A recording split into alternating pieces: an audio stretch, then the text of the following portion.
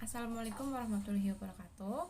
Kami dari kelompok tafsir dan tafsir di Indonesia dan anggota Anas Ramadan, Lukmanul Hakim, Ratna Nisi, dan Rohatul Marwa ingin mencoba menjelaskan PowerPoint dari kelompok kami. Yang pertama, pengertian tafsir. Tafsir secara etimologi yaitu karakteristik. Tafsir diambil dari dua kata, yaitu karakteristik dan tafsir. Kata karakteristik diambil dari bahasa Inggris, yaitu karakteristik, yang mengandung sifat khas. Dalam bahasa Indonesia, karakteristik mempunyai sifat khas sesuai dengan perwatakan tertentu.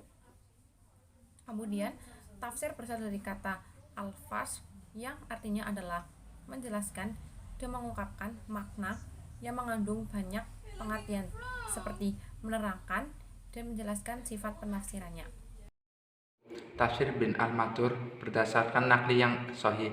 2. Tafsir bil ar-Razi, keyakinan qiyas dan ijtihad dengan penafsiran. 3. Tafsir al-Ijtima, persoalan sosial kemasyarakatan.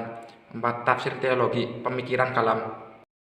Adapun di Indonesia yang dikategorikan tafsir sufi seperti yang telah dikatakan oleh penelitian sebelumnya adalah Tarjuman al-Mustafid, karya Abdul Rauf al-Singgil.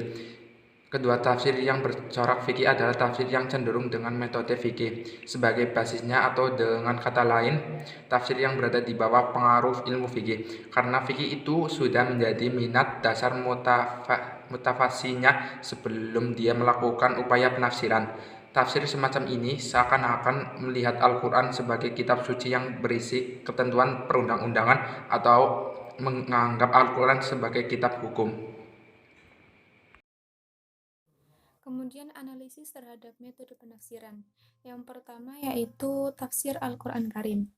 Karakteristik tafsir Al-Quran Karim karya dari Mahmud Yunus yaitu menggunakan metode ijmali atau global, di mana metode ini ditandai dengan menjelaskan makna-makna yang dianggap penting, menerangkan ayat-ayat yang mengandung asbabun nuzul, dan selanjutnya menjelaskan setiap ayat dalam Al-Quran dengan uraian yang tidak mendetail dan tidak menyentuh segala aspek penafsiran.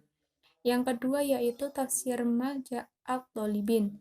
Tafsir ini merupakan salah satu karya dari Sanusi dengan bahasa daerah yaitu bahasa Sunda yang diberi nama Malja' at-Thalibin, yang artinya pelindungan santri-santri kalamnya Rabbal Alamin.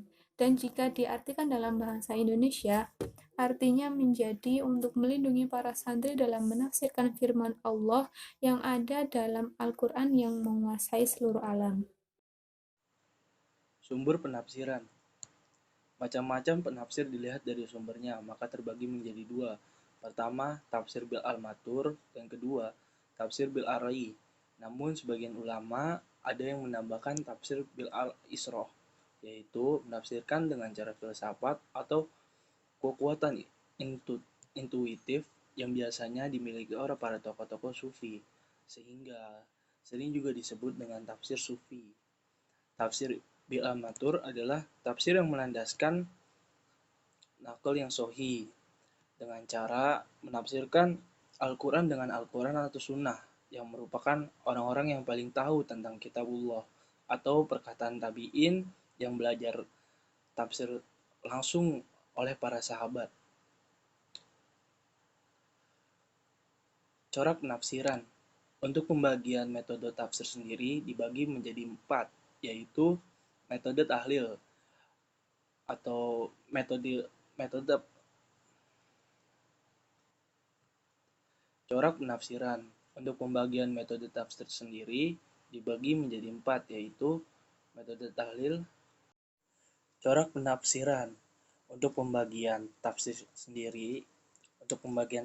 ini sendiri terbagi menjadi 4, yaitu yang pertama, metode tahlil.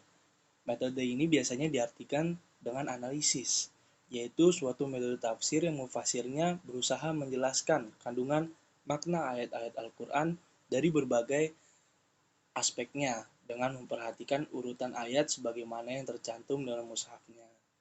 Dan yang kedua ada metode isma. Metode isma adalah Suatu metode tafsir yang mufasirnya berusaha untuk menjelaskan kandungan makna ayat-ayat Al-Quran secara global atau tanpa uraian yang panjang lebar, yang biasa disebut tafsir jalalain. Yang ketiga ada metode mukaron. Metode tafsir ini biasanya ditempuh mufasir dengan cara mengambil sejumlah ayat Al-Quran yang kemudian mengemukakan pendapat para mufasir tentang penafsiran ayat tersebut, baik ulama salaf maupun khalaf yang bersumber dari matkul atau ra'yu. Dan yang keempat, ada metode maudu'i.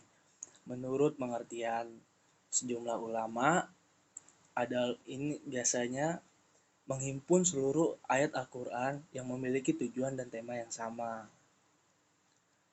Sekian dari kelompok kami, kurang lebihnya mohon maaf. Lillahi fisabil haq, fasabukul khairat. Wassalamualaikum warahmatullahi wabarakatuh.